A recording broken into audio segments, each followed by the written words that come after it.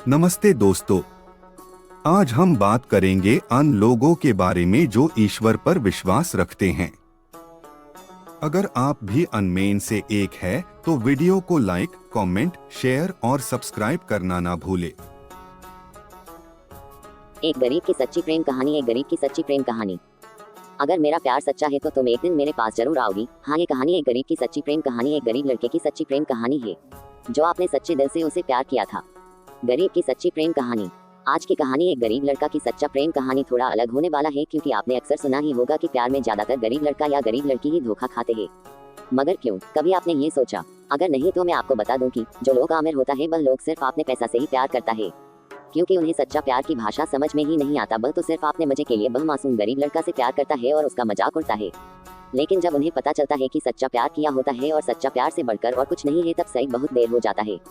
आपने सही सोचा, ये वही गरीब लड़का करण की प्रेम कहानी, एक गरीब लड़का की सच्चा प्रेम कहानी है जो आपने सच्चे दिल से काजल से प्यार किया था। अब सवाल उठता है कि क्या करण की सच्चा प्यार काजल को करण की जिंदगी में वापस ला सकता है? तो चलिए जानते हैं।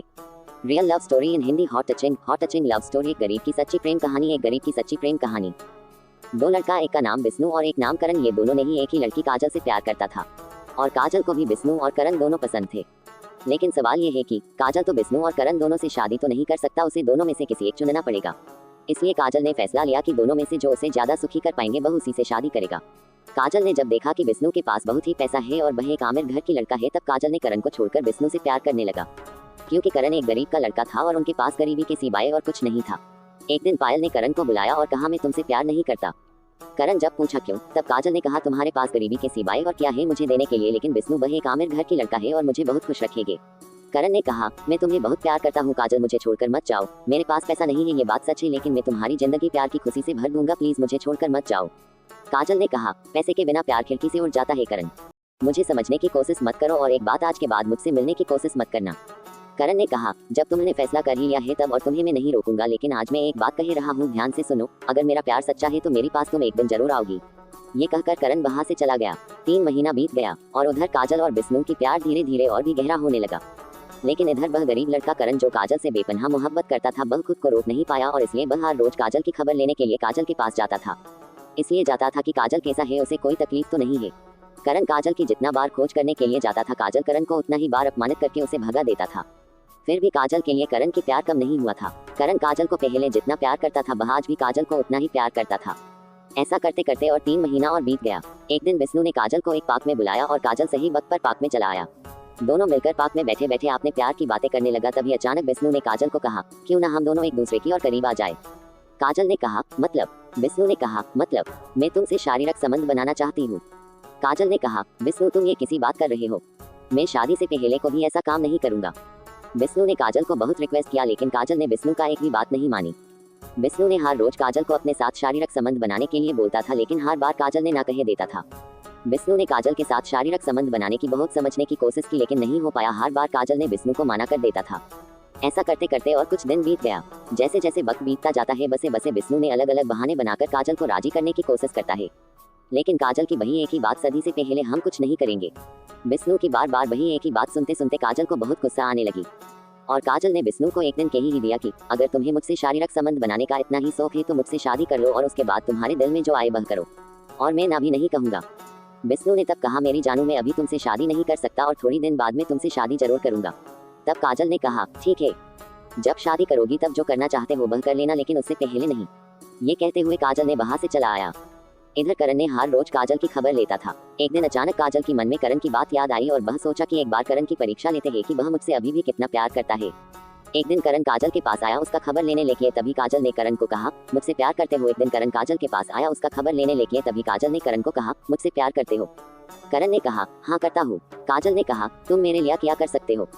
करण ने कहा, मैं तुम्हारे लिए सब कुछ कर सकता हूँ और तो और मैं तुम्हारे लिए अपने जान तक भी दे सकता हूँ। काजल ने कहा, बिना कोई तकलीफ दिए मुझे खुशी से रख सकते हो। करण ने कहा, मुझे पता नहीं मैं तुम्हें कितना सुख दे सकता हूँ, लेकिन मेरा पास तुम्हारे लिए जितना प्यार है उससे मैं तुम्हारी हर दुख को बुला सकता हूँ। करण की बात सुनकर काजल ने थोड़ा चुपचाप सोचा और कहा कि करण सुनो, मैं अभी तुमसे शारीरिक संबंध बनाऊंगी और उसके बाद तुम मेरी जिंदगी से हमेशा हमेशा के लिए चले जाओगी और कभी भी मेरे सामने नहीं आओगे, क्योंकि तब तो तुम्हें सब कुछ मुझसे मिल जाएगा और तब तुम्हें मुझे कोई जरूरत नहीं है ना। काजल की ये बात सुनकर करण ने कहा, मैं तुमसे प्यार करता हूँ काजल, तुम्हारी शरीर को नहीं। और अगर तुम्हें इतना ही शौक है शारीरिक संबंध बनाने की तो शादी के बाद ही करना, उससे पहले ये बात जुबान पर भी मत लेना। मैं कोई पाप नहीं करना चाहता, लेकिन करण मुझे ही माना कर रहा है। काजल ने बिना कुछ कहे वहां से चला गया और करण भी वहां से चला गया। विष्णु ने काजल को रात में फोन किया और फिर से वही बात कहने लगा और काजल भी ना कर दी। तभी विष्णु ने काजल को कहा, तुम मुझसे प्यार करते ही नहीं हो। अगर तुम मुझसे प्यार करते तो मुझे माना नहीं करते, क्योंकि मैं तो तुम्हें शादी करने ही वाला हूँ। फिर शादी से पहले अगर करात हूँ तो क्या हो जाएगा। करण की ये बात सुनकर काजल बहुत ही हैरान हो गया, क्योंकि वह सोचा कि विष्णु मेरी लाख माना करने के बावजूद भी मुझसे हर रोज शारीरिक संबंध बनाने की कोशिश में लगे हैं। काजल ने कहा, ठीक है मैं राजू हूँ, कब और कहाँ आना है बोलो। काजल की बात सुनकर विष्णु खुशी से झूम उठा और कहा, कल सुबह 10 बजे मनमोहिनी होटल पर आ जाना। काजल ने कहा, ठीक है मैं पहुंच जाऊंगा। विष्णु ने सुबह 1 घंटा पहले ही होटल पहुंच गया और काजल को फोन किया। काजल ने कहा, मैं बहुत जल्दी ही पहुंचने वाला हूँ। तब काजल ने करण को फोन करके बुलाया और करण को लेकर पहले मंदिर में ले गया और वहां दोनों भगवान को साक्षी मानकर दोनों ने शादी कर ली और उसके बाद कोर्ट मैरिज कर लिया। अब दोनों बहुत खुश है। करण ने काजल को कहा, देखा मैं तुमसे कहा था, अगर मेरा प्यार सच्चा है तो तुम मुझे एक दिन जरूर मिलोगी। निष्कर्ष, आपने देखा एक गरीब लड़का की सच्चा प्रेम कहानी में सच्चा प्यार की कितना ताकत होता है। झूठा प्यार तो एक दिन सामने आ ही जाता है, क्योंकि वह प्यार नहीं होता, वह तो सिर्फ एक दिखावा होता है जो विष्णु ने काजल के साथ किया था। लेकिन इसमें काजल का भी गलती था, क्योंकि काजल ने करण सच्चा प्यार तब उसे नजर नहीं आई। उसे तो सिर्फ पैसे की लालच में डूबी हुई थी, उसे तभी विष्णु की झूठा प्यार को परखने की वक्त ही नहीं था।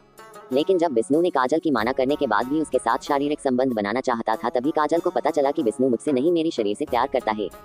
एक गरीब लड़का की सच्चा प्रेम कहानी। ये कहानी वो सभी लड़की के लिए है जो पैसे की लालच और पैसे की घमंड में आकर एक गरीब लड़का का सच्चा प्यार ट्रू लव को ठुकरा देता है। तो दोस्तों, ये थे कुछ तरीके जिनसे आप ईश्वर से जुड़ सकते हैं। वीडियो को लाइक, कमेंट, शेयर और सब्सक्राइब जरूर करें।